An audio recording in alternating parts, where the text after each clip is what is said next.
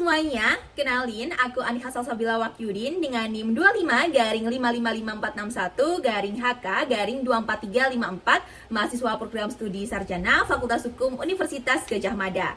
Pada kesempatan kali ini, aku akan sedikit menjelaskan salah satu materi yang telah aku peroleh dari mata kuliah pengantar hukum Indonesia, yakni hukum bisnis. Nah, mengapa sih aku memilih hukum bisnis? Hal ini karena aku melihat bagaimana di lingkungan sekitar bisnis merupakan hal yang krusial, serta aku melihat juga bagaimana latar belakang keluargaku yang bergerak di bidang bisnis.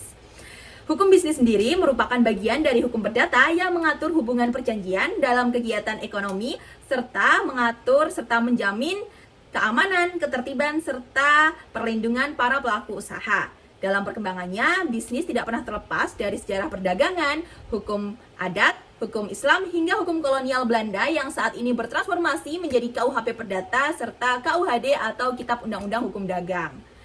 Lingkup dari hukum bisnis sendiri meliputi perusahaan, perbankan, pasar modal, HKI, hingga e-commerce dengan sumber hukumnya berupa hukum tertulis seperti undang-undang, jurisprudensi, doktrin, serta kebiasaan.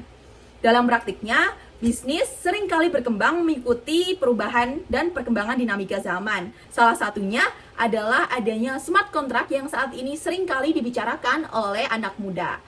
Berbicara tentang smart contract, maka kita juga berbicara tentang kontrak elektronik yang sebelumnya telah diatur dalam UU ITE. Akan tetapi muncul permasalahan terkait berbagai macam penerapan smart contract yang ada di Indonesia.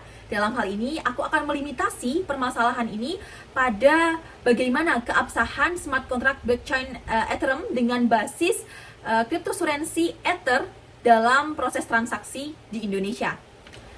Apabila kita melihat KUHP Perdata mengenai asas kebebasan dalam perjanjian, maka smart contract blockchain Ethereum dapat berlaku dan digunakan di Indonesia karena adanya asas bebas tadi.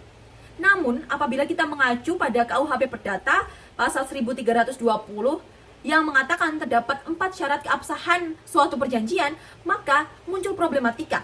Sebab 4 syarat tersebut adalah: 1. Adanya kesepakatan, yang kedua adanya kecakapan antar pelaku perjanjian, yang ketiga adanya maksud dan tujuan, dan yang keempat adanya asas yang legal atau halal.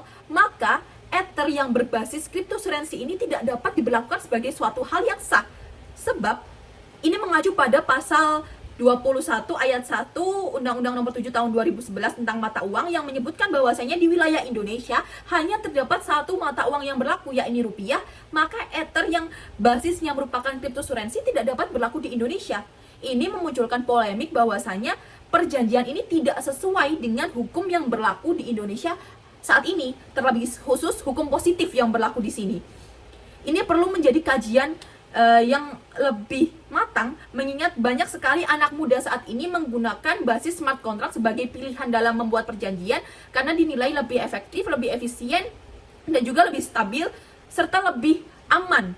Sebenarnya BI, Bank Indonesia, sudah seringkali menggembor-gemborkan adanya rupiah digital. Akan tetapi sampai saat ini, bahkan detik ini, masih belum ada peran konkret atau bukti konkret terkait pemberlakuan rupiah digital sebagai solusi adanya smart contract di Indonesia.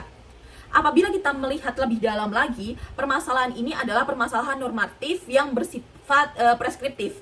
Kita juga melihat bagaimana perkembangan zaman yang ada di dunia saat ini. Kita melihat globalisasi saat ini sudah melampaui batasan ruang dan waktu. Banyak sekali negara-negara satu sama lain yang juga mengikuti, maka Indonesia juga harusnya mengikuti hal tersebut. Kita dapat mulai dengan melakukan judicial review bagaimana dasar-dasar hukum yang digunakan di Indonesia, lebih tepatnya KUHP Perdata, kodifikasi hukum, KUHD Dagang, dapat menyesuaikan dengan kebutuhan masyarakat Indonesia saat ini. Dengan adanya digitalisasi, smart contract, maka perlu adanya umpan terobosan yang menjadikan benteng-benteng tersebut mulai memudar.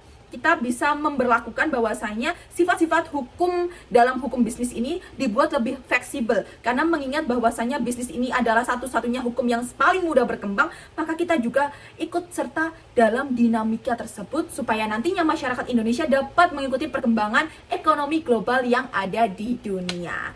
Mungkin itu yang dapat aku sampaikan. Sekian dariku, aku Anika.